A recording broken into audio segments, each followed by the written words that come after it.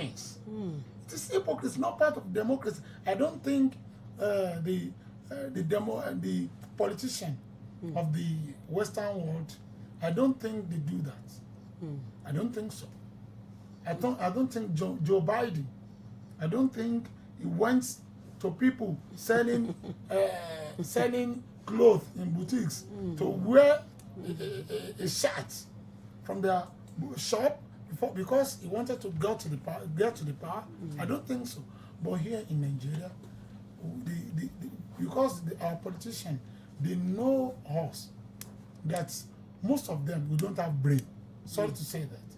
We don't have brain. We have brain, but we don't use our brain. We don't use our brain. That is why they always do that. We are now in 2022. By the end of this year, is approaching. It's approaching. You see what they will do. Even you see people changing their walls. Immediately they will change it because of little money. That will not take them to anywhere. A person giving you 10,000 naira, 10,000 naira, you spend it for a lifetime. For lifetime, 10,000 that cannot take you for a week, even if it is only you. It can't take you for a week. You collect it, and they collect it, they ruin their lives, their children, and the generation to come. That is hypocrisy. It's not part of democracy, I think. Yeah. Don't you now think we need orientation for our people? I think we need against the 2023 election. I think we need it. Because in Nigeria of nowadays, we are not using Sharia. Sharia is not the law we use. Yeah. Some people will vote. They will vote. They know they are going to vote.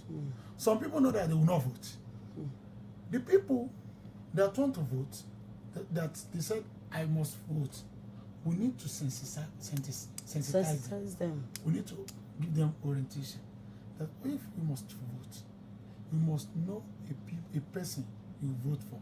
I have something I do say.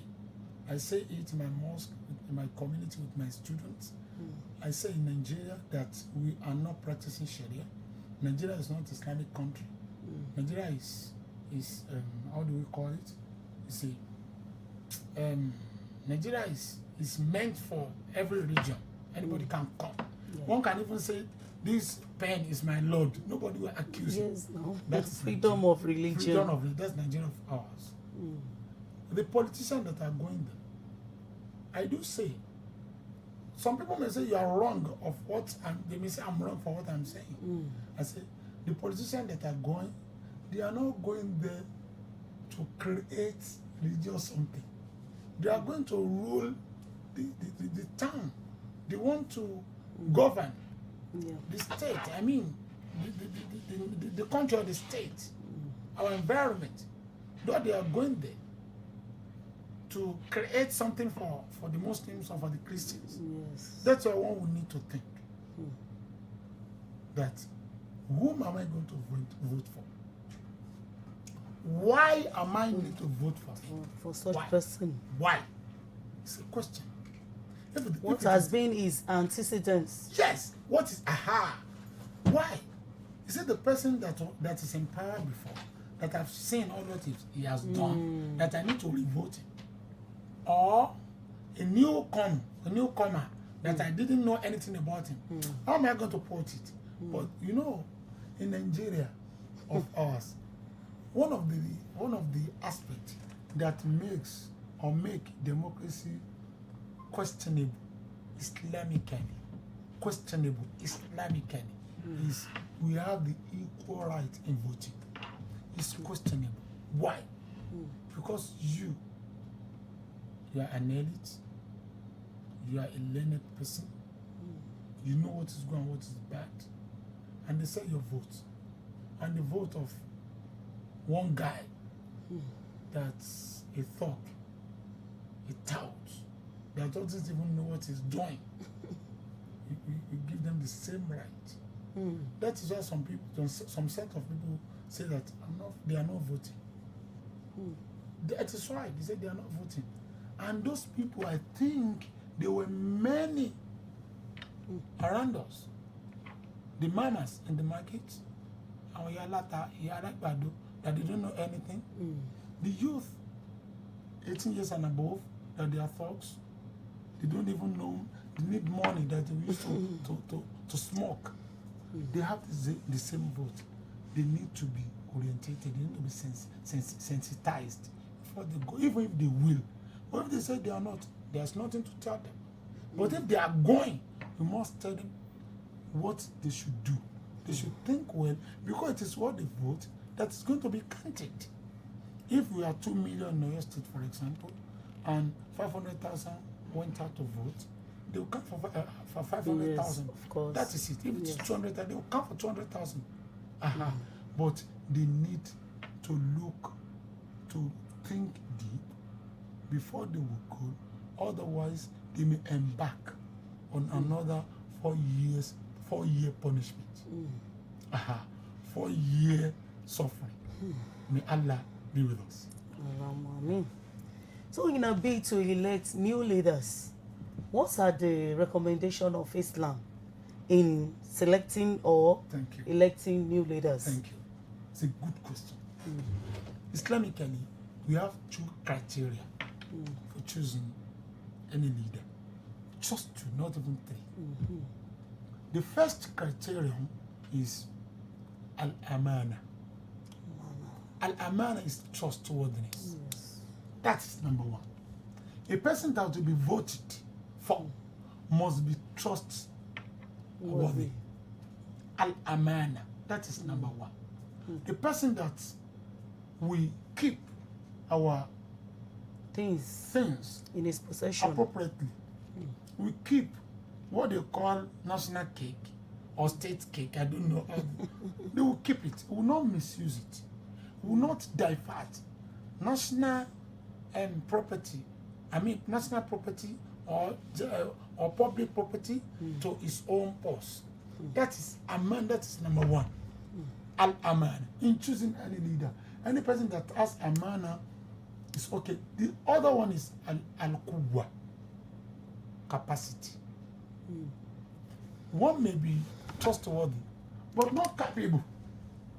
If one is not capable, how can we vote for somebody that is trustworthy but not capable?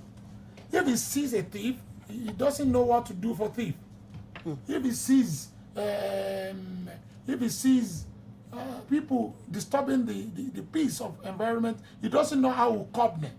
We don't need the person, even if it is trustworthy. That is why Prophet Musa, alayhi salam, when he assisted 2 sisters, when he got to Madian, he assisted 2 sisters to feed. He fed water for them to feed for their cattle. After that, when they got home, they told story for their father. The father said one of them should go back and call him. When Musa came, one of them was telling her father that, my father, use him. Let him work for you. Innahu qawiyyun amin. He's qawi. He has power. I mean, he has amana. Because when she was coming with Musa, Musa did not speak to her that, oh, what is your name? Why this? You are beautiful. You are somebody. He kept the trust.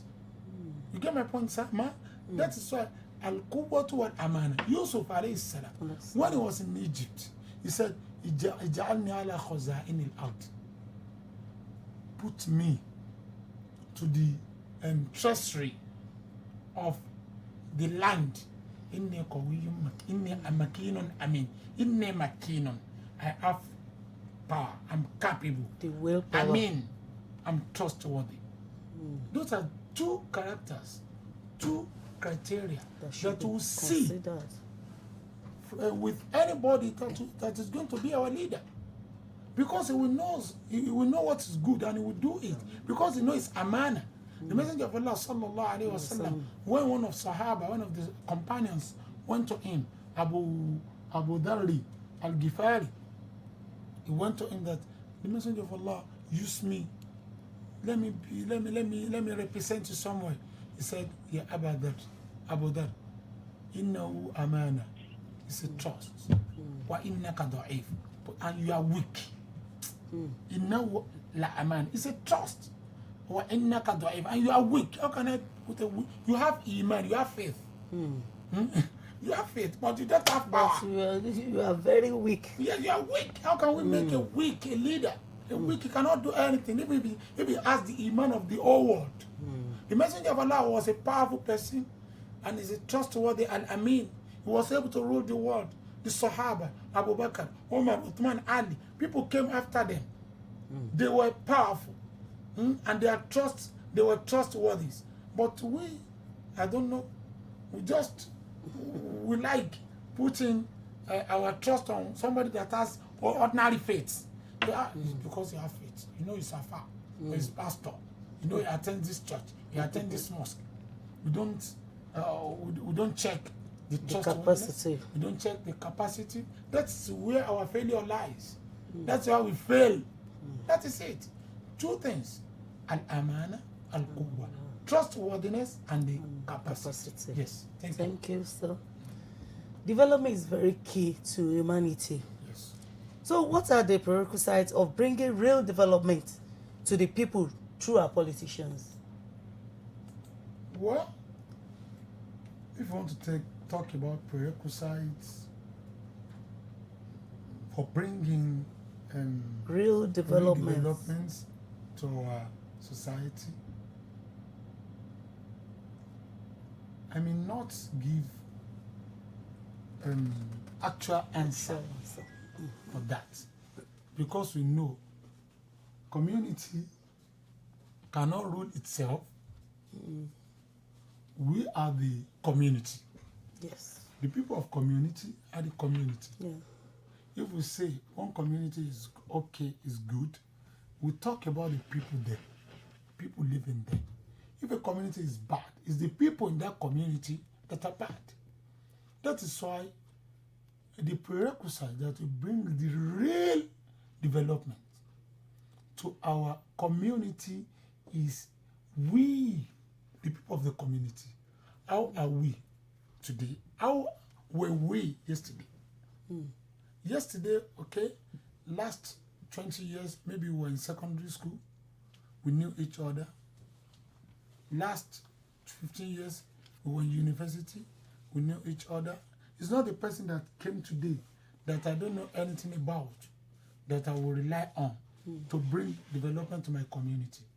That's, I think, the answer to that will lie on relying on one another, coming together for a goal. For a goal. We come together. We work as a team. People of same interest. Same interest. Because let's say, let me use this as an instance. See, the Nigeria of the nowadays, or even since 1960, the Nigeria got independence. Till now, we have many ethnic groups in Nigeria. We don't have the same look. We don't have the same focus. We are together. We don't have the same vision. The same vision. And we are under the same umbrella of Nigeria. That's why we are having problem. We are in Oyo State, for example, we speak the same language. We know we speak the same language. We don't have two languages in Oyo State, for example. We should think together. We should know where we are going. We should work as a team. Because a leader that is coming, we want him for the benefit of our state, not the benefit of himself. If we come together, we have the same look, the same vision. We help him to bring development. That is what I think. That's why I said I may not have actual answer for that. Yeah, you have touched it. May Allah be with us. Amen. If Islam frowns at terrorism, banditry, and all these violence acts, how do we now propagate the real tenets of Islam? Thank you very much. Thank you very much.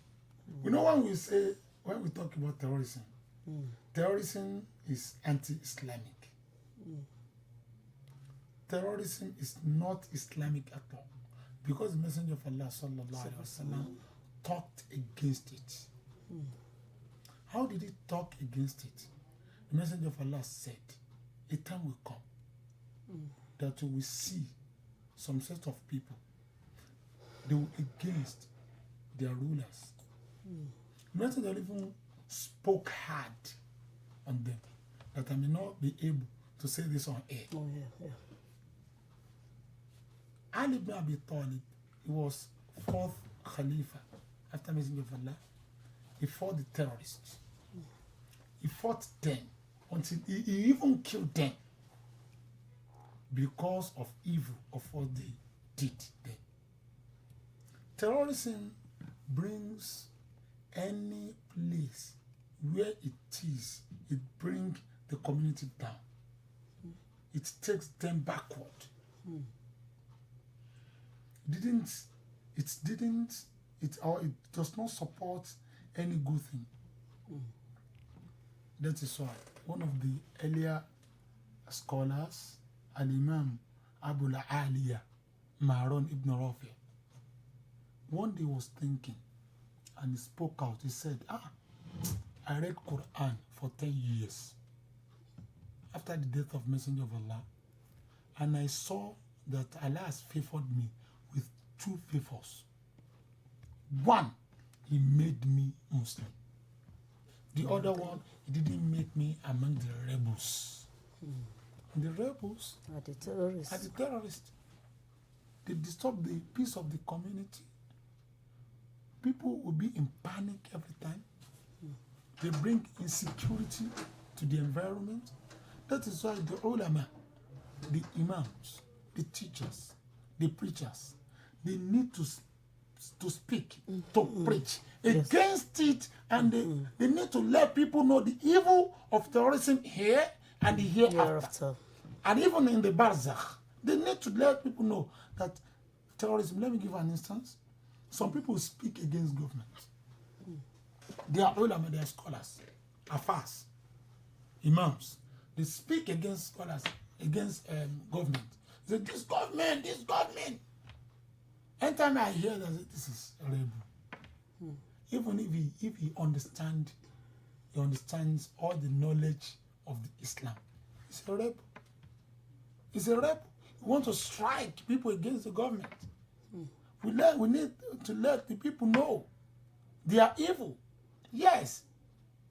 We will not even see them in they will use government places, stadium. They go to stadium, they go to the field, and they speak against government. But because some of our government, maybe they have capacity, but the fear of what people will say, they need to be arrested. I do say they should arrest them. By the time they are arrested, the others will know the evil of speaking against the government. They say they have freedom of speaking, freedom of speech, freedom, no, not against the government. You may have freedom, yes, you don't against the government, I mean against the government. But the recent happening at the Apple Mosque. Okay. What do you say to that? The one that happened in North? Yeah, at Apple Mosque. The sheikh that was removed. Yes. Yes, the government did well. Yes, Islamically. If he surely spoke against the government. Does that mean the government cannot be corrected? The government can be corrected, but not in public. Okay. The Messenger of Allah sallallahu alaihi wasallam said, you know, as I've been talking since morning, I was quoting, I'm trying to quote the words of Messenger of Allah, because we have everything there.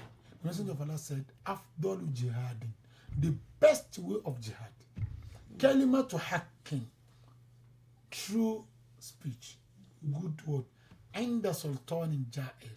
You and the sultan, the leader that is shaken, you speak with, you sit with him, you tell him what's good and what is not good in his administration, not in the social media. Not in the social media, my sister. Not in the masjid. It's not that it's not that I'm talking. It doesn't mean that everything I say in government is good. It doesn't mean that. Yes, the children at home now, they actually on strike. Yes. Now my child is one of the students. It doesn't mean that I see everything I like or I love, but we must abide by the rules and regulations of Islam in relating with our leaders. We must not talk against the leaders. It's abomination. It's bad, Islamically. Thank you. You're welcome. I think we had a great moment with you on the program today. When next we invite you to our program, I think you will not hesitate to come. In the name of our Oga at the top, the Commissioner for Information, Culture and Tourism, we appreciate your coming to the program. You're welcome. Thank you very much. When next we come on you, we'll be expecting you on the program. In the name of my studio manager, Mrs. Boye Jojo, and the studio engineers, Dejola Woyin and Shegun Taiwo, hi Fatima Fadipe Oladipo, I'm saying Masalam.